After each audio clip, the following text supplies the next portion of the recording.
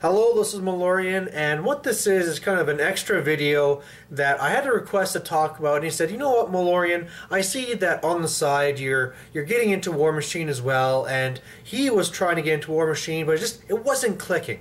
And so he wanted to ask Malorian, what's really the difference here? Am I missing something? Can you explain to it? What can I do to try and get out of it what you're trying to tell me I should be getting out of it? And so this is just a quick video on that.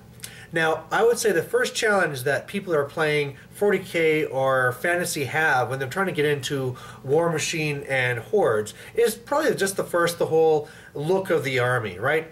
Either you're going with hey, I'm a Space Marine army, we got tanks, we got guns, or you're going with, hey, look, I got lots of infantry, we got swordsmen and all this stuff, and you're trying to go over to Warmachine hordes here, where all of a sudden you got this whole steampunk, or there's all these monsters. I mean, if you're beastmen trying to get into Circle of Oberos, that might be an easy transition.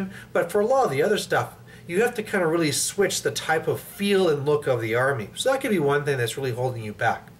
Now, another thing that can be a little difficult at the beginning is that people that are playing fantasy are really used to this, well, especially talking about with 7th and depending what level you're at, a high tactical bar that you're looking for, right? There's a lot of people who are playing fantasy because they want to be competitive, they want to have this real type of outthinking or the chess match between you and your opponent. Now, when you're going over to Warmachine and hordes and you're looking to get that same thing, what you're probably going to be doing is either getting the faction starter box, or you might be getting the 2-player starter box and going from there. And when you first start playing, you're going to say, well, there's nothing to this. It's all so straightforward. And really, the best thing to keep in mind there is that that's not really the full scale of it. Really, if you're getting the faction box, you're really looking at, you're getting this like a larger beast, a couple of minors, and we're looking at about 12 points. Whereas usually your standard game is 35 to 50. So if you really think of that, think of trying to do, if you're a person just getting into fantasy and you just started with a general small box that just came with, let's say, an HBA, a little unit of slaves, and then you got your general, right? You got your Gracier, and you're like, well, man, this is really straightforward. And that's because you're supposed to take this, learn the basics, and then move from there. Adding in different units depending what your flavor is, what you really like going for, whether it's combat or whatever, right? It's just really a starting block. And so some people trying to get into it will see this, think it's really too easy, and then fade away from it.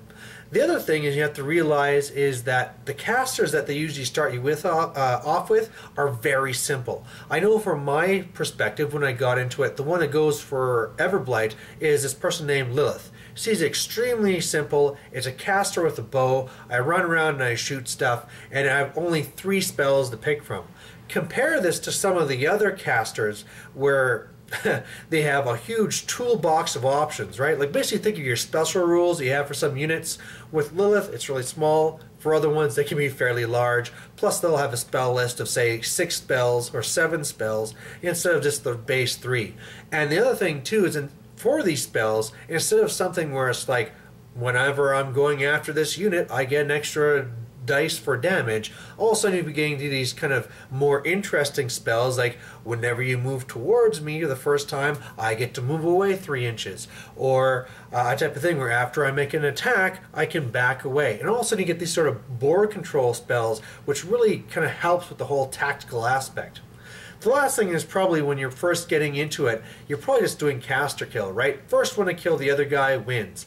And what this can really turn into is a simple matter of one guy castles, the other guy tries to break the castle. Or one guy is run around and shoot, and you're trying to catch the guy. And so what you really need to do to get past this, to try and get past that frustration, is you have to really get into the missions. So you have to start using the, okay, also I'm trying to control these zones, or these flags, or I need to hold this while I also contest this. And then all of a sudden, what these usually do, even though if the odds of winning by scenario are really low, is it forces you together, forces you to fight. And a big thing to take away this is not just, let's just toss all our stuff together and see who dies first. It really starts making this whole tactical game of baiting and trying to get positioning. So going over that again, the main challenge is that somebody from fantasy or 40k coming into Warmachine and hordes have is going to be just the fact that The look and style is very different for the vast majority of the cases. The starter sets that you get are very small point size, so it is really fairly limited in what you can actually do with it. The caster that you get with that is going to be a simple one to help you learn how to play the game.